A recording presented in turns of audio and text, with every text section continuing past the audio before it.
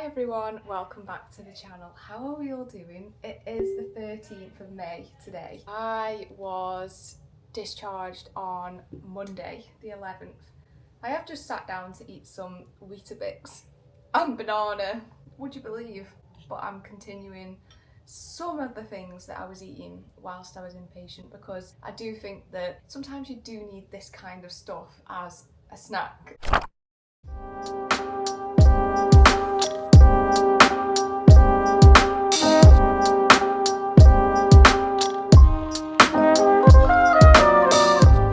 Hello everyone. It has actually officially been a week, just over a week since I left inpatient, and it's been a week of sort of navigating being at home and being in the city, and it's been okay so far. I think that I'm sort of realising where I need to do better, and I don't think that's a bad thing because I think that you have to sort of go through these things and learn on what's working and what's not, and be honest and be realistic with yourself. And being honest and being realistic with yourself is just so important at this point, because the last thing you want to do, and the last thing that I want to do, is slip backwards, because I've come so far in such a short space of time, and it would be such a waste of time and life to give in and give up and listen to whatever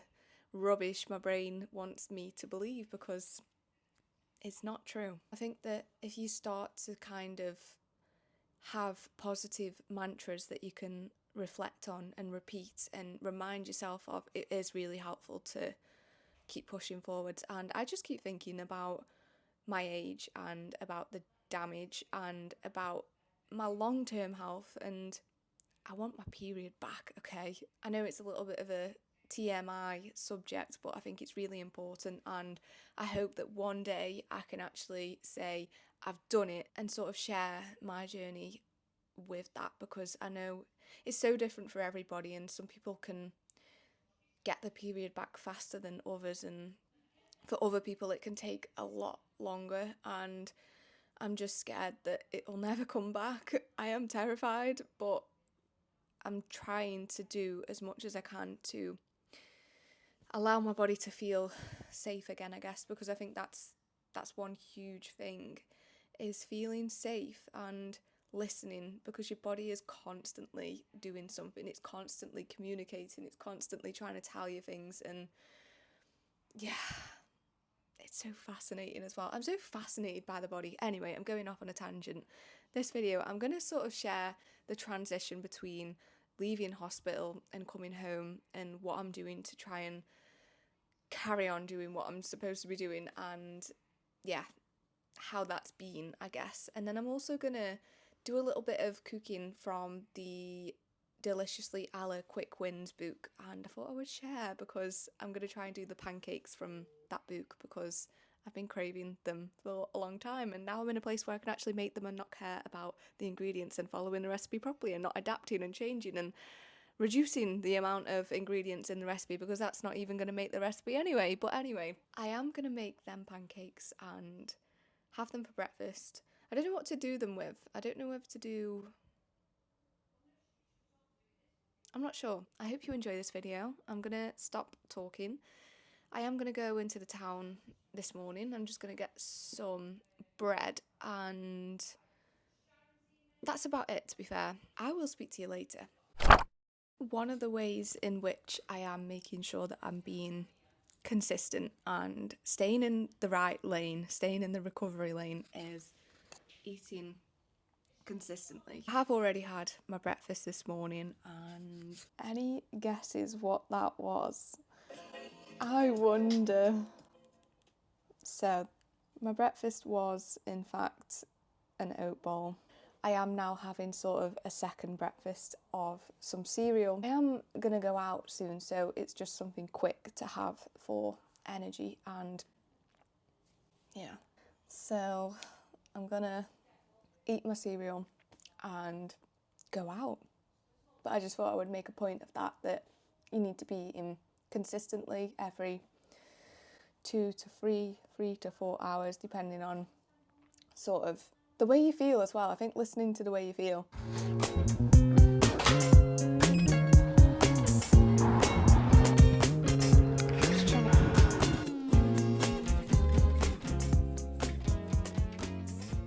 When I went to Gales earlier, I did also pick up a chocolate and tahini bite. I don't know what it's going to taste like, but I thought this would be a lovely little snack. So, I don't know, I think it's all sort of mushed, but let's see.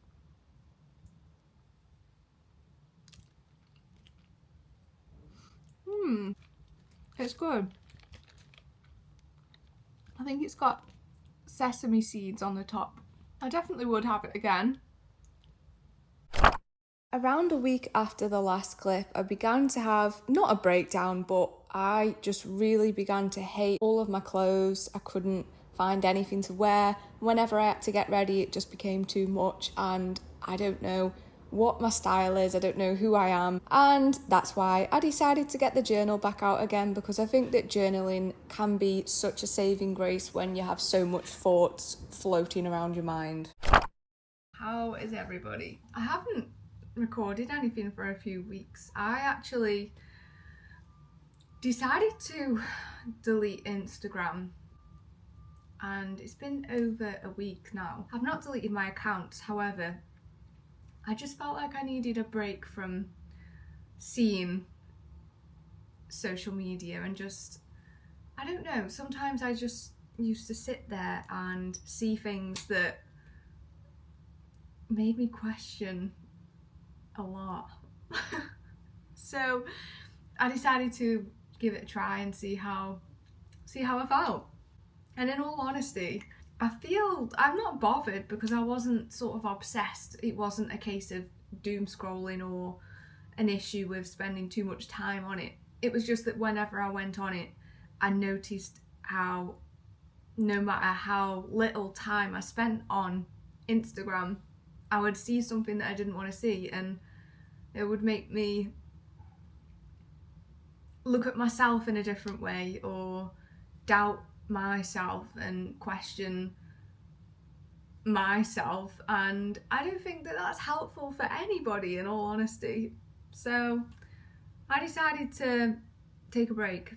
Not forever, but just for a little bit. I just feel very, I don't know, I am just quite lost at the moment. I feel very disconnected from, I don't even know what from, because I don't know, I think I just don't know what my purpose is, I guess. I just feel like I'm just here sometimes, and I wake up in the morning and I feel very weird when I wake up. I can't explain. It's like this instant feeling of like, I don't know, like, what am I doing? But I remember when I lived in Turkey, I also had this feeling when I woke up every morning that I would just feel so, I don't know. I think it's because I'm not where I'm supposed to be. I feel very misaligned. I think I don't know what I want, but then I also do know what I want. But I think a lot of it comes down to not knowing how to get to where you want to get to. I don't know.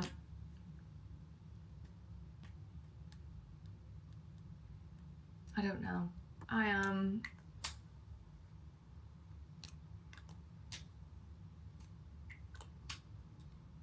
don't know, thinking about a lot. Hello everyone, it is a new week, it is a new day. I am talking quietly into my mic because I can't talk to the camera the same when somebody's home. But anyway, I don't even know what is going on anymore. I just wanted to kind of talk about how hard it is to carry on at the sort of rapid rate of progress that you would when you are in a treatment centre. When you come home, I think that that's where things can become tricky, and I think that maintaining a good place post inpatient is not a bad thing.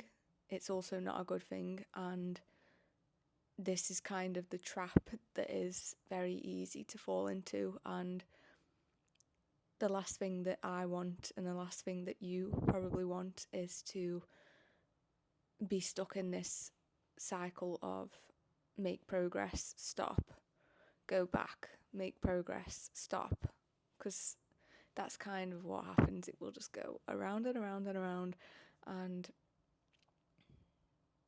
that's not what we want. And there's so many factors that affect recovery. There's so many things going on in life, and a lot of the time it's not about the food. It's much deeper than that. And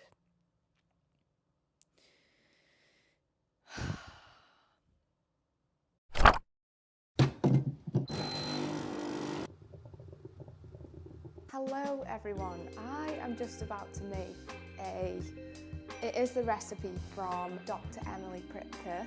I hope I pronounced the last name properly. It is a cheesecake vibe with lemon zest, and I saw it and I was like, I need to make this. So that's what I'm going to do. So firstly, I am going to mix the base. So it is 45 grams of almond flour. And then we need 120 grams of rolled oats.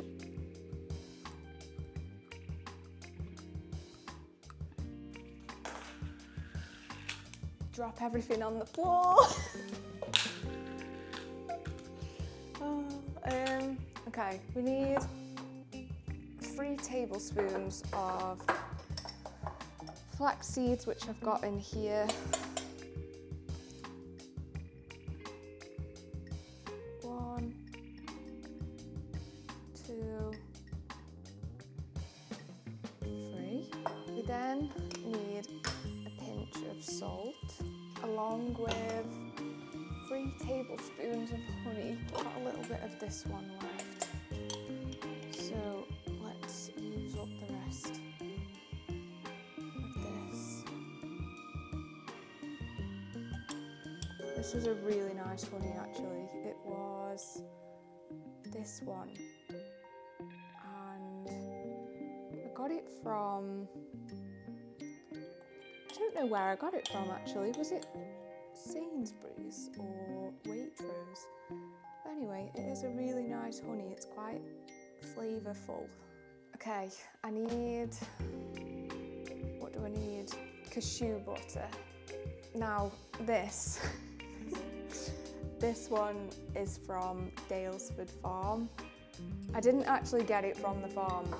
I got it off Ocado, but oh my lord, it is just something else. We need 3 tablespoons of this.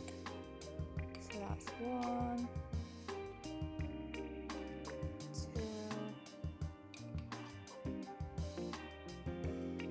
and 3. I feel like I need to get all of that off there because it is so bloody nice. Right, and then it says to mix this all together now. Okay, this is how the mixture looks now. And then we're going to line it into a circle dish. We're going to pop this into here.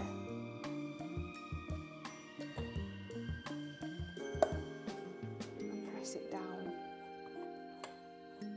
For the yogurt mixture, we need 200 grams of yogurt, and then we need lemon zest and juice. I did use these lemons the other day, but I think there's still a bit more on them, so I will get that out of there. And then I'll do the same from the other half as well. It then says to add vanilla extract, so I'm going to add some of this one. Do a teaspoon of that. And then I think it says to add maple syrup or honey. I think I might do maple syrup because I've just used all of the honey. I'm just going to do 1 teaspoon, the maple syrup and vanilla and lemon zest.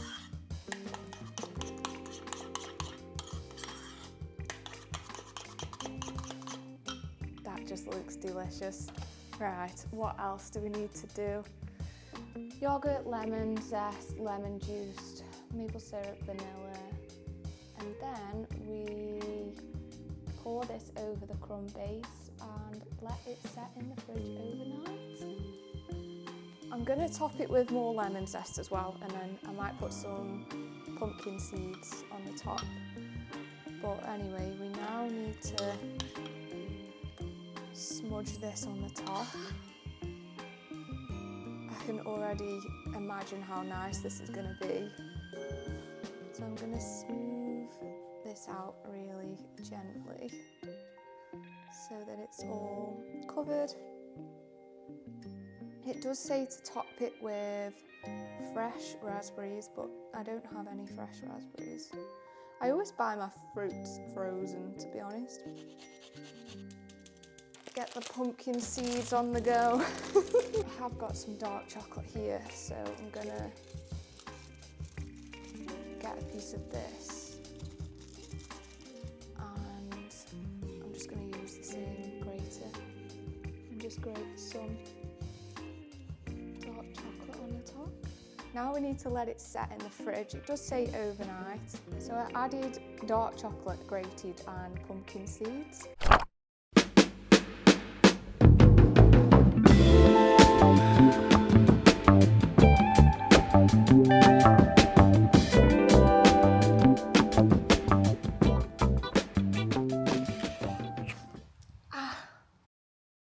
Hello everyone, it is a new day. I have gotten up, had my breakfast, gotten ready, and I am going to a barista school this morning.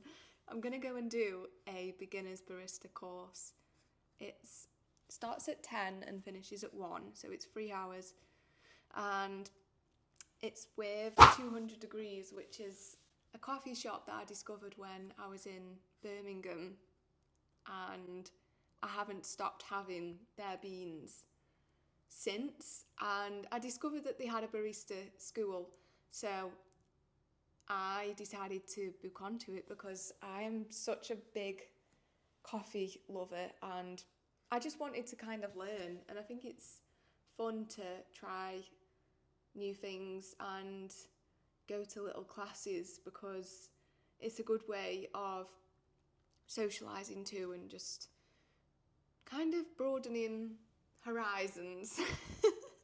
But anyway, I have just gotten ready, and in the time between when I last uploaded a video and now, I have been maintaining a good place, let's say, but I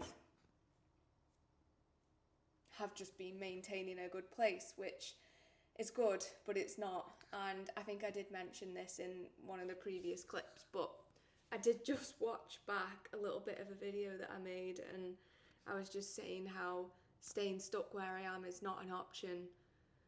And I'm just watching it and reminding myself of that because this isn't an option. I don't think that people talk enough about the gap between leaving inpatient, being at home, and then having to continue that recovery journey at home.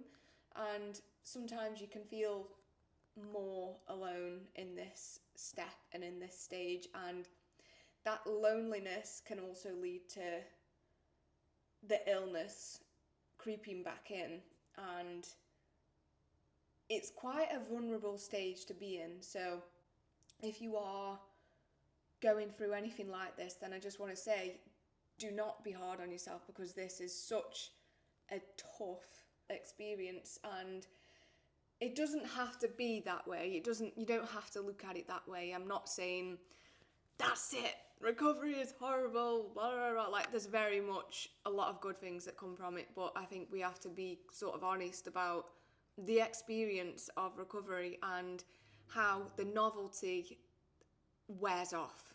In the beginning, it can feel so good. What's it called, where I've heard somebody call it like the honeymoon phase, where you start to feel better, but the physical changes haven't happened yet, and you're sort of like in a bit of a dreamland where you're feeling so good and oh, recovery is amazing, da, da, da, da. But then when you start to feel more of the effects, the physical effects, the mental effects, it sort of becomes a lot, and your body is trying to deal with all of these emotions, and then it becomes hard again. And that's where you have to keep going, you have to keep pushing, you have to stay positive, and you have to be strong, because the second that you start to think, right, no, I had enough, this is it, not doing anymore, you're just prolonging it. And the longer that you stay stuck, the longer that this goes on, the more chance of long-term damage. And that's what I keep telling myself, because osteoporosis, brittle bones, not being able to exercise, all of these things are such a huge thing, and it's about having a long-term healthy, happy body, and hormones as well. Sorry, this is such a big ramble. I just feel so passionately about it, and I think I'm so lonely as well. I don't really have anybody to talk to about this kind of stuff, which is partly why I love to upload videos on YouTube. I just wanted to leave you with a question, and that question is, if your body could talk to you, sorry, let me say that properly. If your body could talk to you, what would it be saying? Yeah, I can literally feel 1,000,001 things that my body would be saying. It actually gives me a bit of goosebumps when I ask myself that question, because I think as well, sometimes we are so intuitive and we are so aware of our bodies and so aware of feelings, emotions, sensations. And when your body is actually in recovery and when you're going through this illness, you are actually so much more sensitive to anything that your body tells you, signals. Okay, I'm rambling again. I always do this. I'm so sorry. Okay, I'm gonna go and end this video, but I hope that you're okay, and I'm just sending a big hug and a big love to anybody who is navigating through life in this world, this crazy world.